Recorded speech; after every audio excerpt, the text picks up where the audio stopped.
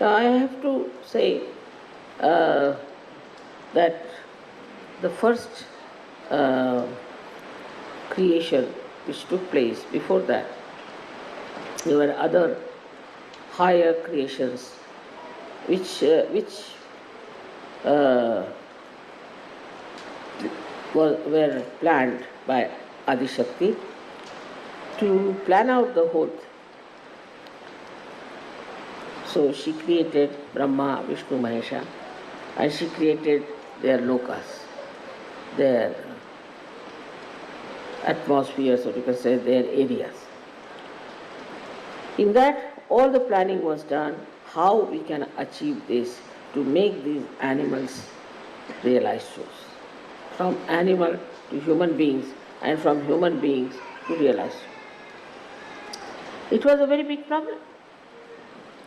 That's how they created, you see, as you know, that Vishnu had his own loka, Mahesha had his own loka, and Brahmadeva has his own loka. And they decided among themselves how best we can do it. Because these three channels were created in human beings later on. Out of the three channels came out these three Shaktis, Mahakali, Mahalakshmi, Mahasaraswati.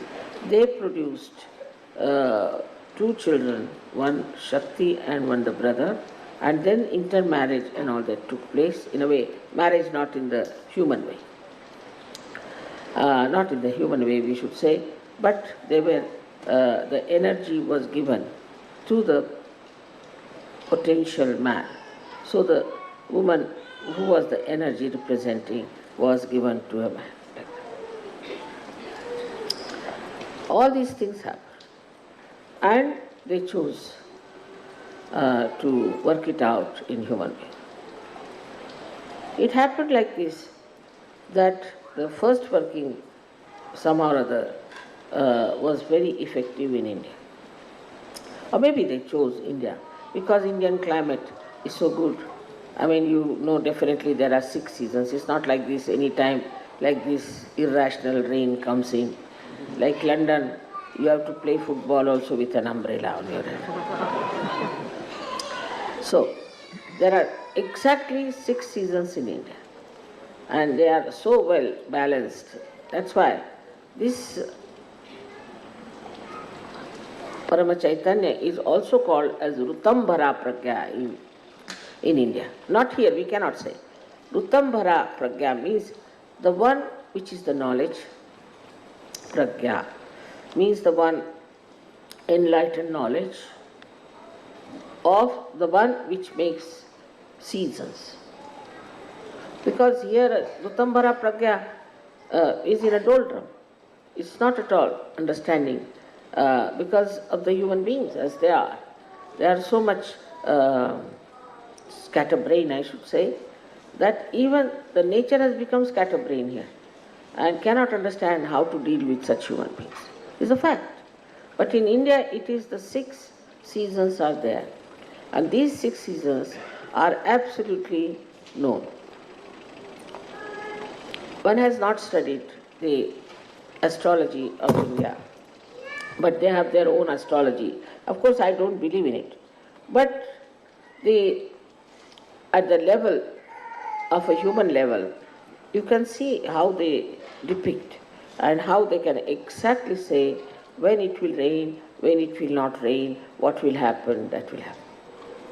Even about the stars, that such a star will be coming. Now this has been done in thousands of years back. They will exactly say what time which star will be coming nearer, what star are today governing, tomorrow what will be the star there. In those olden days, they had studied all these things. When I think here, I don't know what was the situation at that time in these Western countries.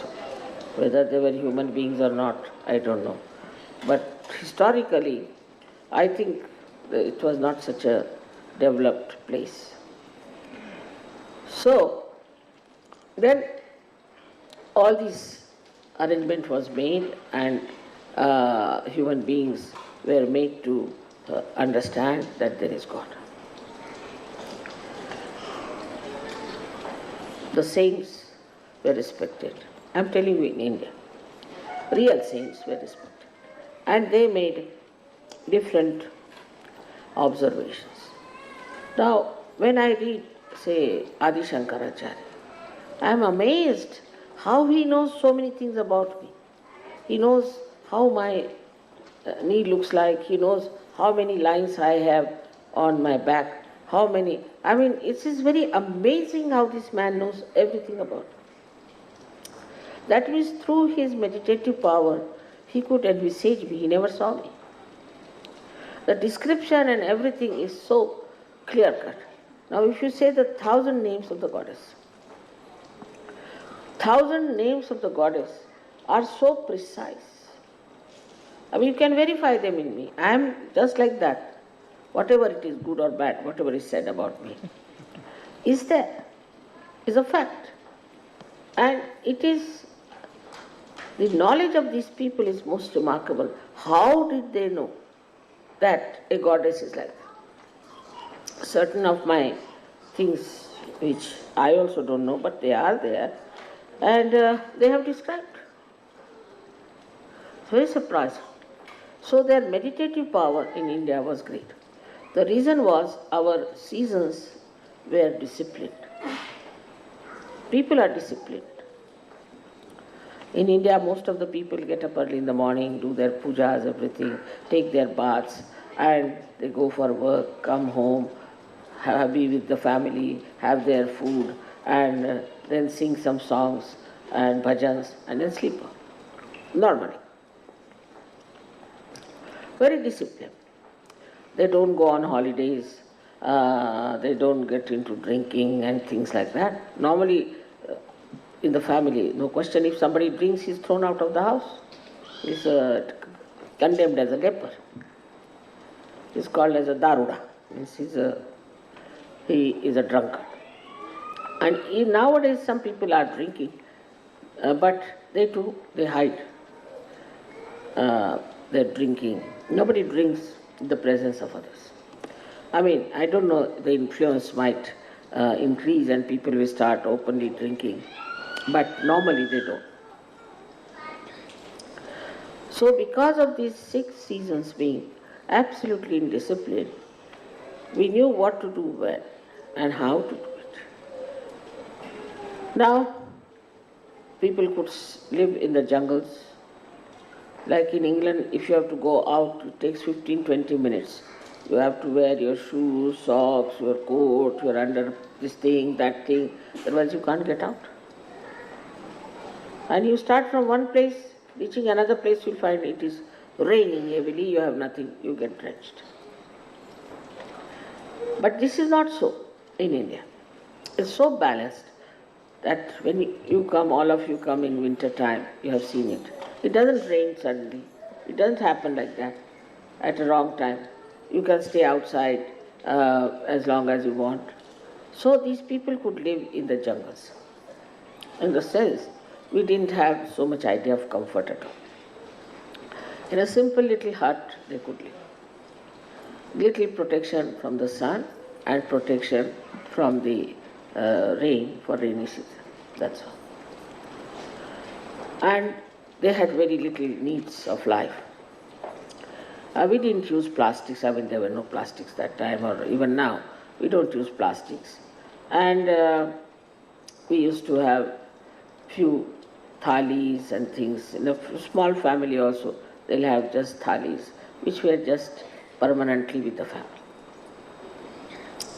Now I find that such a difference there is. You see, in simple living, what happens that you do not take out all the wealth from the Mother Earth. There's no ecological problem. But by having, as you were saying, so many glasses for this, so many glasses for that, all this kind of thing that you produce has no aesthetic value and has no durability. So then you have mountains and mountains of these huge big plastics which cannot be burned, which cannot be thrown away. If you throw away in the sea, it floats, and such problems are there. So this Shakti that was working in those days was in them to make them seekers. because they didn't have to do anything else.